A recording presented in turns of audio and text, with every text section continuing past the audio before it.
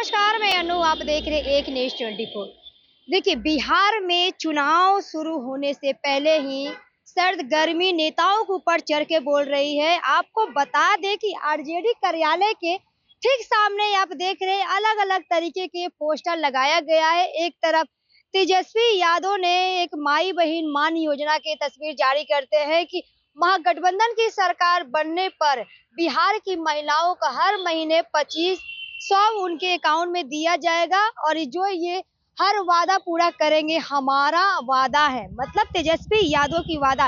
वहीं पर आपको बता दें कि बीजेपी के करतूत को लेकर आरजेडी ने एक पोस्टर जारी किया है, जिसमें आप आइए आपको हम दिखाते हैं, देख सकते हैं। पूर्व विधायक सह प्रवक्ता ऋषि मिश्रा ने एक पोस्टर जारी किया है बीजेपी के तमाम करतूतों को लेके 2014 से लेके 2024 तक के। लिखा हुआ है भाजपा का तो लगता है यही एक सपना, राम नाम जपना सबका माल अपना है। मतलब इससे मानिए कि भाजपा का मतलब राम नाम जपना एक सपना है और शर्मनाक जितने भी बीजेपी में आओ सारे केस माफ कर दिया जाएगा। ये तो आपने सुना होगा कि गंगा में नहाने से पाप धुल जाते हैं, लेकिन आरजेडी के द्वारा कहना है कि अगर बीजेपी में आप कितने भी पाप करके आप जाते हैं, कितने भी शर्मनाक काम करते हैं, उसके बाद भी बीजेपी आपको माफ कर देती है और अपने सारे उनके ऊपर लगे एग्जाम को माफ करके अपने पार्टी में ले सकती है। तो आइए जानते हैं कितने सारे केसों के लेके किस तरीके से बात इसमें कहा गया है।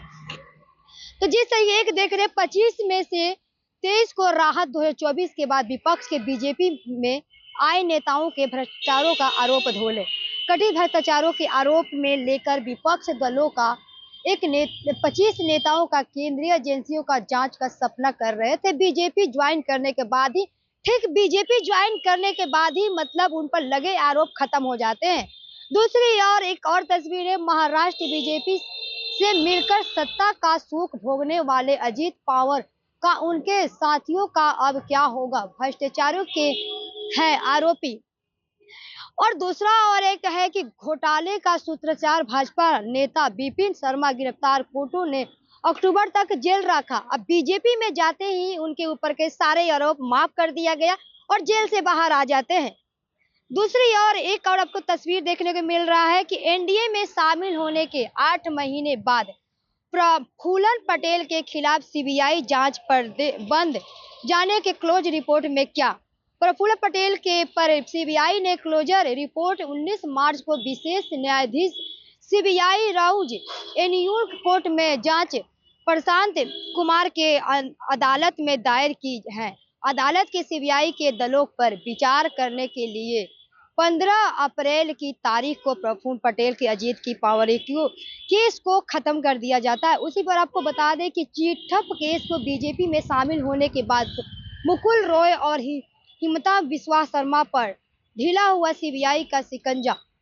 2014 में सुप्रीम कोर्ट के आदेश पर मुकुल रॉय और हेमंत बिस्वा शर्मा के खिलाफ सीबीआई की जांच शुरू होती है। ठीक 2014 से जांच शुरू होती है। उसके बाद ही आपको बता दें कि 23 जनवरी 2015 को पूछताछ की गई और शारदा चिट पर घोटाले के मुकुल रॉय पर कंपनी के चेयरमैन संदीप सेन के साथ मिली भगत के आरोप के बाद उनको माफ कर दिया जाता है। और एक जनता लूट यानी बीजेपी के ऊपर विपक्ष द्वारा आरोप लगाया जा रहा है कि बीजेपी जो है कि जनता लूट की काम करती है। थाने में लूट, ब्लॉक में लूट, पंचायत में लूट, सुविधाओं में लूट, जीएसटी में लूट, पेट्रोल डिजिटल में लूट।